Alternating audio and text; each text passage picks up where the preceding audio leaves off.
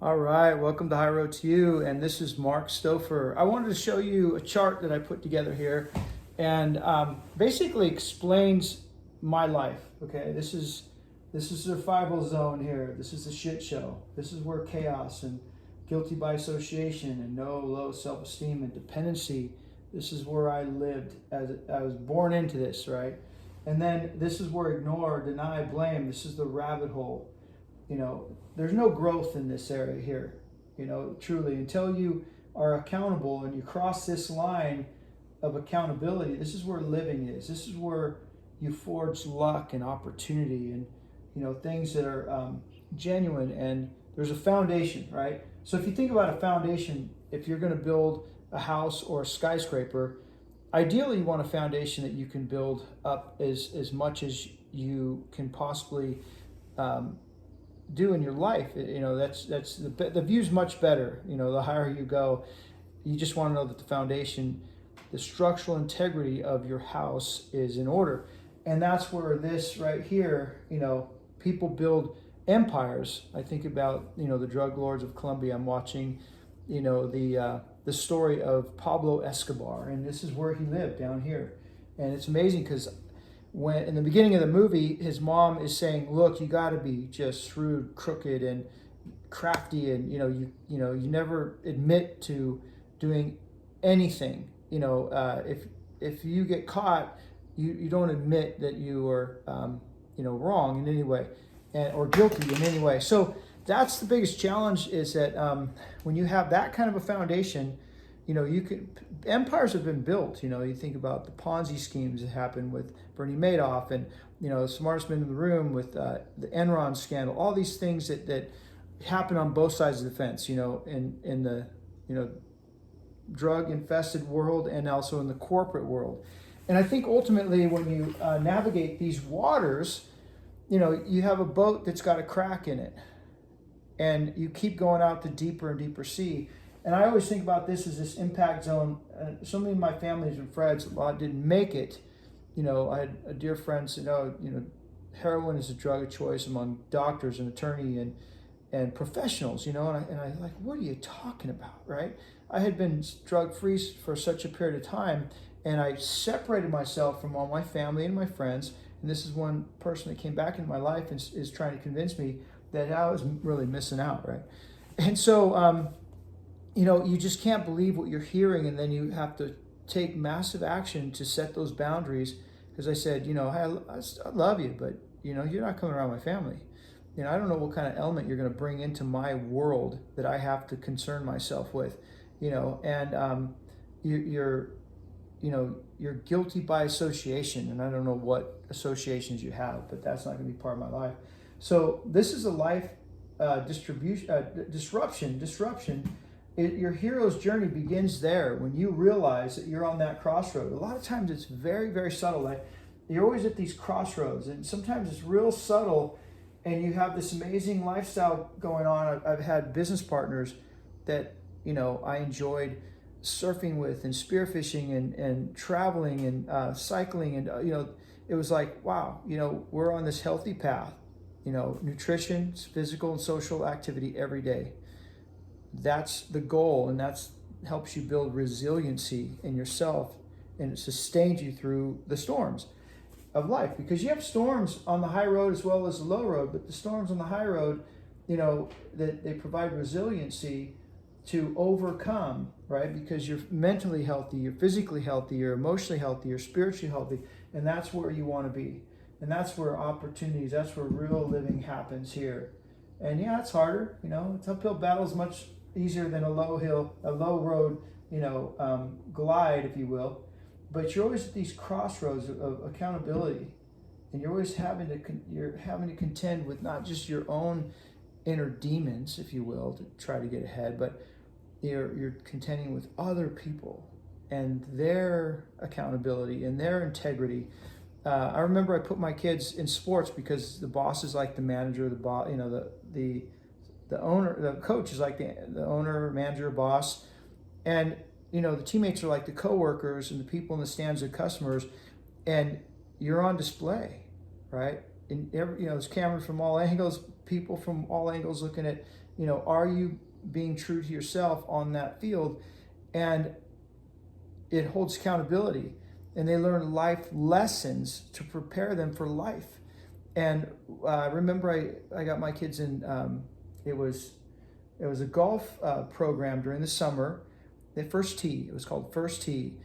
And they taught kids how to golf, but they also taught them core values. Hole number was honesty. Number 2 was integrity, and that's the kind of stuff where you're really speaking to them to build a foundation that prepares them for life so that they can really excel and not worry about, a house of cards, on a foundation that is not going to withstand the storms of life. And so with that, even then, life is hard enough without all the dishonesty, the ignore, deny, blame, and the chaos and guilty by association, the low self-esteem, the dependency. This is a total shit show. And basically it has no foundation. So the hero's journey is when you find yourself in this arena, like I was at a very young age. I had 4 probation officers before I went into high school. I was involved with armed robberies. I was involved with breaking in and entering. I was involved with drug dealing. I was involved with, identity theft. I mean, I was involved, and it was my grandmother, my aunt, my mom, and specifically my grandmother and aunt. My grandmother had 4 fake IDs before she passed away, I was told. And they were into insurance scams, and they were into, shoplifting and all of those things. And it wasn't discouraged. And I think too that it was like a drug for them, because they realized that, they were always the saviors. If anybody got in trouble, it's, oh, we're family. And they come in and they knew how to present us, dress a certain way, package a certain way in front of the court, in front of the judge, in front of the whoever it was, and how to present yourself and get out of trouble, even though you were guilty. So that played out in my life, and it doesn't end well, and it didn't end well. And it's so subtle. You don't see it really for what it is. And honestly, life is much more exciting on the low road, and to a large extent. It's much more exciting. This can be very boring, tedious, and it doesn't feel exciting. But I'll tell you, I raised my kids. We worked really hard. If there was a child labor law, I joke and I say I broke them all. And my kids worked hard, and at an early age, doing chores, and we all worked as a team, and they played sports, and I was trying to prepare them so that they could be interdependent, that they could go out, and they do now. They travel and they go on mission trips, and my son got back from Bali teaching English in a third world country, and my other 2 kids went to Haiti after an earthquake, and they have done so many things, going to Africa, and they're just experiencing the world. And I could never imagine in my environment, this right here doesn't offer that. It's like you're in a small box, and that's your life. And a lot of the men in this arena end up with, their body forms into the furniture, like it's their chair in front of their flat screen, and they're in that box, and that's their zone. And the body impression in that lazy boy, or the couch, or whatever it is that they decide is that's going to be the rest of their life, living their life through a flat screen. And it concerns me that a lot of young kids go and get involved with gaming, and they're not experiencing the world outside. They're not eating nutritional. They're not physically and socially active every day. And those 3 things are critical to build the foundation. And days turn. I told my kids, my boys tried to get involved, and they got addicted to gaming to a certain extent in grade school. And I saw it, yanked the cable out of the wall, took all the electronics, got them in sports, because I saw I went to a parent-teacher conference, and they were failing all grades. Teacher says, I asked the question, are all parents required to be here? No, only select parents. And it just hit me like a ton of bricks. And I had 3 meetings back to back getting the same message. My sons were failing miserably and disruptive in class. And we turned it around. They graduated strong. They they didn't get away with that. I didn't allow it, and I saw it for what it was, and I pulled back things that I was involved with, realizing that was the most important thing I had to navigate. And so we worked hard and we played hard, and they earned the right to play the games. And they were too busy in, clubs like Awanas or 4-H and raising livestock and keeping traffic expenses. And I loved it at the fair. It said, "Parents, do not help your children." And I thought, wow, this is powerful, because it's their program, it's their project. They take minutes. They're part of a club. They're held accountable. They had to get up at 5 in the morning, get their stalls cleaned up because they were graded by judges, to make sure that their livestock looked amazing, and the stalls they were in were spotless. They made their signs, their marketing. They reached out to corporations to buy their, come to the fair and be at the auction. And so that's incredibly powerful, and I think that any kid that's spending too much time in front of the screen, walking around with their phone, they have to get involved with local programs like that. Sports, Awanas, 4-H, Toastmasters is another great one. Meetup.com is also a great resource to really pull yourself. If you find yourself in this area down here, it's just complete survival mode and ignore, deny, blame, and then minutes turn into hours, hours into days, days and weeks, weeks and months, months and years into decades, and your life passes you by. And this should awaken you to the reality that it's subtle, but you always have a choice. You always got to. At my lowest point, a counselor took me aside, Mr. Ostros, I'll never forget. He met my mom. He knew my probation officer. I got kicked out of my junior high for fighting. I went to another junior high, transferred to another junior high. Within a week, I got kicked out for selling drugs. I was transferred to another junior high, and Mr. Ostros called me out of class on a Friday and said, "Hey, school's not for everybody." I met my mom. She was intoxicated, and it wasn't pretty, at a parent-teacher conference. And he knew my probation officer. And, he said, "School's not for everybody." Nobody in my family ever said, "Did you do your homework?" See, that's what creates dependency. If you watch the movie Gifted Hands, Ben Carson, true story, his mom turned the TV off. He became a brain surgeon. She insisted he go to the library after school. She insisted. And she was checking herself into a psychiatric ward, single mom, realizing that to turn this boat around required that TV to go off. And that's what I say is, turn the TV off, remove all the electronics from them at that early age, realizing that they will start to thrive in accountability and start living life and seeing opportunities that they otherwise will never see in this shit show down here. And then they'll start to make wise decisions, and they'll always come upon these crossroads and just without hesitation take the high road. They'll get on, if they find themselves on this subtle, roundabout here, they'll jump off that and get back on the high road much quicker. They are all going to navigate their own life, their own boat, and they're going to see a crack, and they're going to turn that boat around and get into safe harbor on high ground much faster, because they're going to be aware of the signs, the white caps and cloud formation. They're going to make better choices up here. And so basically, that's where, you're a small fish in their ocean, right? Think about that. You don't want your kids to be, as they grow, to be a small fish in your ocean. You've established yourself, you've built a portfolio, whatever it is, and then they haven't been able to venture out on their own and establish themselves. It doesn't matter if whatever their passion is, whatever they're passionate about, they're rich. May not be in monetary rich, because it's really quite meaningless. Honestly, I travel through some very, very high-end communities, Pebble Beach, and those houses are empty.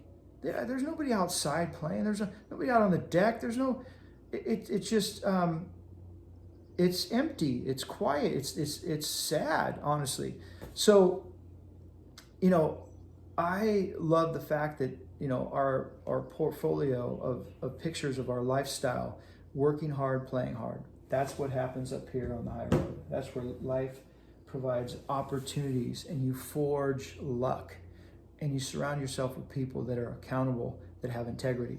And it was Warren Buffett, he has a quote, and he says, some people have, worked their entire life and in a moment made a bad choice and sunk their own ship, right? And I think that, when you make those kinds of choices, I'm thinking about the company. He's a CEO of a financial company, and then there was internally, the employees were, there was fraud, there was, the financial, misconduct within the company. And the CEO found out about it, but didn't do anything, just looked the other way, ignored the elephant in the room. Came full circle, the investigation, and then he was removed. And all those years of hard work establishing himself of a man of integrity was just, removed, And so, and I think about the police officer who comes home and he's got stolen merchandise at his house. True story. And his wife and his daughter are shoplifters, and he says, "Hey, this has got to stop. I'm not on board." And he was not, he was guilty by association. Eventually, there was a search warrant, and they came and they, came into the home, and all the stolen merchandise was revealed, and it was his picture on the front page of the local paper. It was the story about him losing his job, his credibility, potentially his pension, and he was disgraced, completely disgraced. And why didn't he have the courage to stop that, turn the boat around, get in safe harbor, get high ground, and not allow that in his home? I don't know, right? Nobody could really understand what the hell he was thinking. I know in my house, 5-bedroom, 2 stories house, 5-bedroom, full of crystal and china. And, I remember being like 10 years old and moving my grandmother's stuff around all over the house from the back to the front. It was just a hoard fest of really high quality stuff. Like, it was gaudy. And I said, "How many sets of china do you need?" As a kid, I just want to go to the park and play. And I didn't want to be trapped in this box. And I believe truly it was her way of not acknowledging, not being accountable to the shit show of her kids were just train wrecks. My mom, her daughter, and her other daughter that was very much involved was, obese and had eating disorder and had domestic things going on with her husband. And it was just ugly. And then my uncle, her son was, killed in self-defense by a distant relative, cousin, because he had issues with IRS, whatnot. And he came and said, "Hey, you got to fix this," because she would usually be the hero that comes in, and basically they were so dependent on her that, she would have the answer to keep him out of trouble. But this time she didn't have the answer. And her suggestion was, our distant cousins own a mechanic shop. Maybe they'll put you on the payroll, and then you can get the IRS and the FBI off your back, and you were there at the shop, you were working 40 hours a week. How would you have time to be involved with anything else? But they didn't understand that it requires so much more than that in regards to allocating somebody on the books. And so he went down there to kind of stiff arm them, and they didn't go for it, right? They had to kill him in self-defense. And so that's where it's subtle. He was pampered and coddled, and he was, removed from being in trouble over and over and over again. And at this time, my grandmother didn't have the right answer, and it cost him his life. And I think about Pablo Escobar. He went through life buying mansions, and his dad was a simple farmer. And, he's holding his son with pride, but his mom, convinced the son, "Hey, you're gonna go places, and you're gonna do it in the most crooked way possible. Where you're gonna live down in this world here, and you're gonna be somebody." And oh man, it doesn't end well. Like Bernie Madoff, it doesn't end well. Like the smartest man in the room, the Enron scandal, it doesn't end well. So I think sometimes people realize that, hey, they're gonna do this stuff, and then it'll be the next generation, it'll be their problem. And it's really difficult, to navigate these waters and be guilty by association. And I chose, at my lowest point, And Mr. Osters came beside me and said, hey, school's not for everybody, but I can get you into a career. I can get you into trade school. You can do something that you love to do, and they pay you for it. And you'll go through some jobs, but those are just stepping stones towards your future career. And, you know, I cleaned a lot of toilets. I cleaned a lot of dog crates. You know, I cleaned a lot of kennels, and I took pride in my work. And it was always recognized at every level because I deep cleaned. I spot cleaned and just really was stepped back and like I could be proud of this work. And that always took me to the next level. And now, you know, I'm an acquisition specialist in the pet care industry, and I love it. It blesses a lot of people, and we're good at it, and it builds company cultures, and we can, you know, become, you know, a blessing in the communities that we serve, and offer things that most companies within the industry cannot. And with that, you know, I think the company culture is the biggest blessing. And I hope this reaches your heart and your mind and gives you a call to action, right? Gives you a call to action that if you or your family members are navigating these waters right here, it's not that difficult to turn the boat around. And a lot of times those boats have a lot of cracks, and it's better you don't get too far out into deep sea and wait too long before you turn this around and decide. You decide. And I'll tell you, you can't change anybody. The only person you can change is yourself. And when you change, you bring others with you. Okay? And that's what I experienced. I had a dear friend, you know, when I went clean and sober, and I just had a focus and chose accountability and integrity, and, you know, living up on this area, you know, your family and friends, they notice. And sometimes they try to grab you back in, like the crab bucket syndrome, where, you know, they want you back into their lifestyle, and they'll introduce, hey, have a line, let's party. We haven't seen each other forever. We'll have another beer, and it goes, and it's just no, you know, it doesn't resonate with you anymore because you're too high on life up here to think about jumping back down into the shit show chaos of, you know, that lifestyle. And you see it. You see the Whitecaps cloud formation, and you don't say anything. You just get in the car and you go, and you leave. You don't have to say anything. You say, hey, I'm going to leave right now. You know, I've had enough after this beer or whatever, because that crab bucket syndrome, like, oh, that's your plan? It's like, oh, show your hand. I'm all in. Yeah, okay. So you have to be very wise and shrewd and navigate these waters in such a way where, you know, you can get that boat back in safe harbor. You can, you know, prepare it for the next journey, and go out to deeper sea and experience life and make bigger, you know, the decisions about business, about life in general, about travel, and it's just this amazing journey. So again, I hope this speaks to your heart and your mind, and it gives you the inspiration, the encouragement to take action and to not only help yourself, but to bless others on that journey. So with that, I wish you well.